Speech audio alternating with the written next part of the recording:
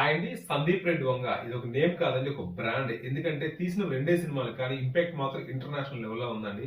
చాలా చాలా north belt అయితే చాలా బజ్ క్రియేట్ అయింది దానికి. అర్జున్ రెడ్డితో నార్మల్ గా ఉండేది. సో ఎప్పుడైతే ఆ అనిమల్ తీసారో సో అక్కడ నాకు తెలిసి సమానత పెరిగిపోయిందండి. చాలా చాలా బాగుంటుంది. ఒక హీరోని ఎలా చూడాలో, తన అభిమానులు ఎలా కోరుకుంటారో ఆ విధంగా చూపిస్తారు. సో ఆయన డైరెక్షన్ లో వస్తున్న కొత్త మూవీ ప్రభాస్ హీరోగా స్పిరిట్ అండి. అలాంటి టైటిల్ అనౌన్స్ ఎప్పటికో చేశారు. ఈ రోజు అయితే ఫస్ట్ లుక్ అయితే లాంచ్ చేశారండి. చాలా చాలా బాగుంది. 2026 ప్రభాస్ దగ్గర నుంచి చాలా చాలా అప్డేట్స్ వస్తున్నాయి. ఆల్రెడీ రాజాసాబ్ రెడీగా ఉంది. ఇప్పుడు స్పిరిట్ అనమాట. షూటింగ్ కూడా చాలా బాగుందండి. స్పీడ్ అవుతుంది బాగా. సో నాకు లుక్ చూసిన తర్వాత ఫ్రంట్ నుంచి చూస్తే అర్జున్ రెడ్డి క్యారెక్టర్ లా అనిపిస్తుంది. బ్యాక్ నుంచి చూస్తే ఎనిమల్ లా ఉంది. ఒంటి నిండా గాయాలు.